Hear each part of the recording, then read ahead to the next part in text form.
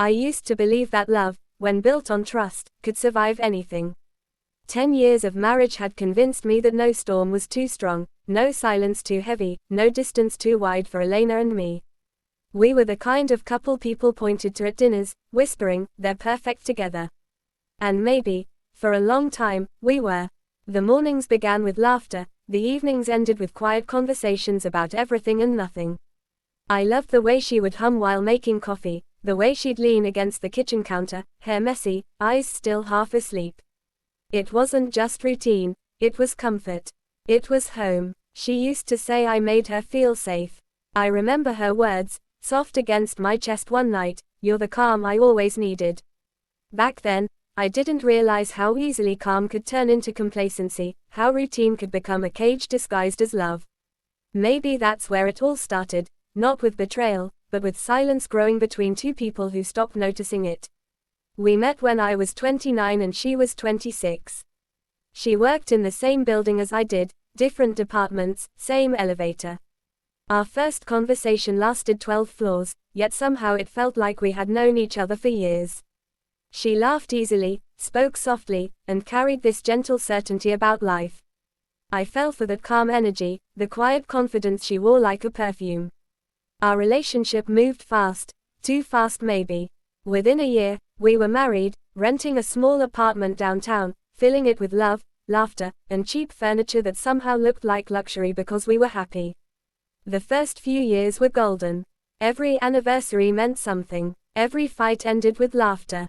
Every morning began with her saying, "You and me against the world." And I believed it. I believed that no matter what came, we'd face it together. But life has a way of testing beliefs when you least expect it. It started small. The late nights, the unexplained tiredness, the sudden interest in her phone. I remember the first time she didn't pick up my call during lunch, something she never did before. When she called back an hour later, her voice sounded distant, distracted. "Sorry, meetings ran long," she said. I brushed it off. One missed call wasn't a crime. But then it became a pattern. Meetings that never ended. Dinners cancelled. Weekends with friends from work. At first, I was proud of her success. She had recently been promoted. She deserved to shine. I told myself she was just busy, that I was being insecure. But deep down, something shifted. The house started to feel emptier, even when she was in it. She'd come home smiling, but her eyes carried fatigue I didn't recognize. I'd ask, "Rough day?" And she'd nod, forcing a small smile. "Just work stuff." There were nights she'd come home late, smelling faintly of a cologne that wasn't mine. I noticed, of course, but I said nothing. Maybe I didn't want to believe it. Maybe I thought if I stayed silent, the truth would disappear. So, I convinced myself it was nothing. The mind does that, it lies to protect the heart.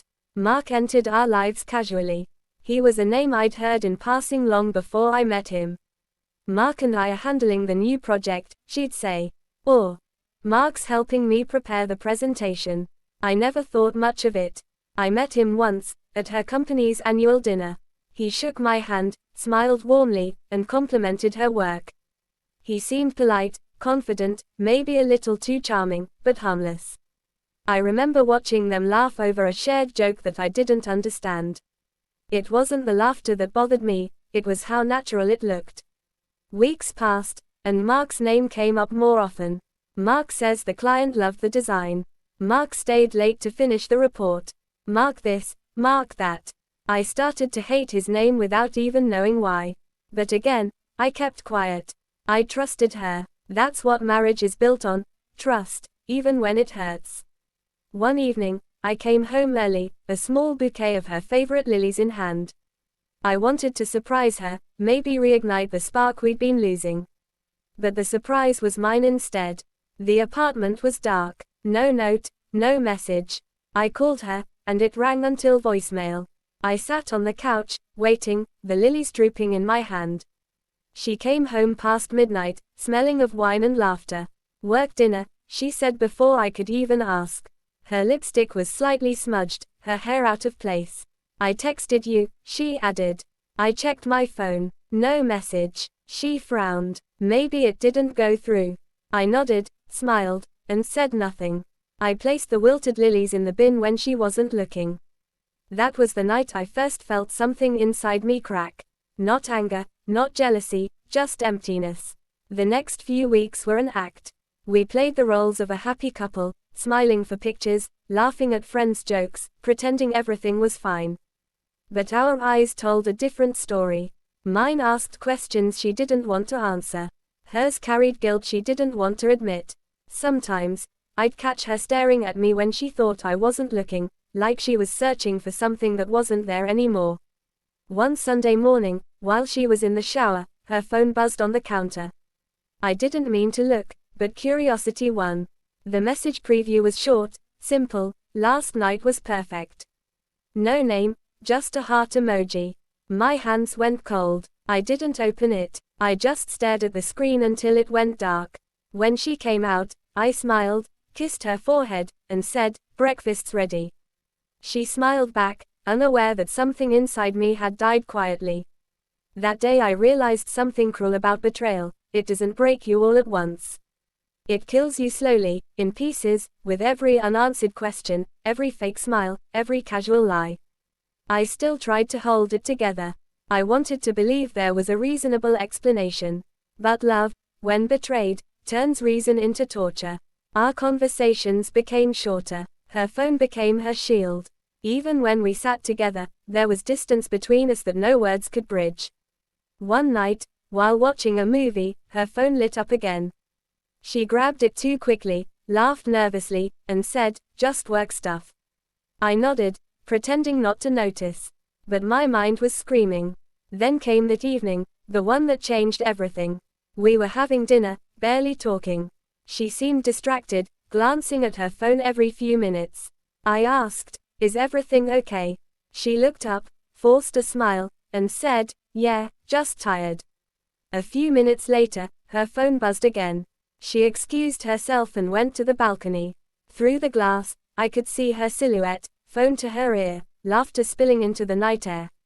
I watched quietly, chewing on my silence. When she came back in, I asked, "Who was that?" She hesitated. "Just Mark. He needed a quick update." Quote. Something in the way she said his name, too soft, too practiced, told me everything I needed to know. I didn't say a word. I just nodded, finished my dinner, and washed the dishes. Later that night, while she was asleep beside me, I stared at the ceiling, listening to her breathe. My mind played back every moment, the missed calls, the late nights, the perfume, the laughter. I wanted to shake her awake, ask her why, but I didn't. Instead, I whispered to myself, maybe it's better not to know.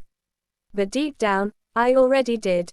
Days turned into weeks. We were still together, but it felt like living with a stranger. She smiled when she had to, laughed when I looked at her, kissed me out of habit. And I played along because pretending was easier than facing the truth. Then one Friday evening, as she was getting ready, she said those words. Simple, casual, innocent on the surface. "Don't wait up tonight." I looked at her reflection in the mirror. She was wearing a new dress I'd never seen before, subtle makeup, the perfume that wasn't mine. I smiled, an empty, knowing smile, and said softly, "Give my regards to Mark." She froze, just for a second. Then she turned, forced a laugh, and said, "What's that supposed to mean?" I shrugged. "Nothing. Just have a good time." But we both knew what it meant. Her eyes faltered, her lips parted as if to explain, but no words came. She picked up her bag, whispered a faint, "Good night," and walked out. The door closed behind her, and the silence that followed was deafening. I stood there for a while, staring at the door, then at the clock, 8:47 p.m. I poured myself a drink, sat on the couch, and let the quiet wrap around me like a blanket. The television played in the background, muted. My thoughts were louder. I thought about the years we spent building something I believed was unbreakable. I thought about every promise, every "I love you," every night she fell asleep in my arms. All of it now felt like echoes of something that never truly existed. Maybe I ignored the signs because I loved her too much. Or maybe I just didn't want to accept that love can die without warning. The clock ticked past midnight. She still wasn't home. I didn't call. I didn't text. I just sat there, staring into nothing, realizing that sometimes silence is the only truth left. For the first time in years, I didn't feel anger. I didn't feel sadness either. Just emptiness. A calm sort of pain that told me I was finally ready to face whatever came next. That night, as I turned off the lights and went to bed alone, I realized something cruel but liberating. Sometimes love ends long before the relationship does. And when she said, "Don't wait up tonight," maybe she wasn't just talking about that one evening. Maybe she was saying, without saying it, that it was time to stop waiting altogether.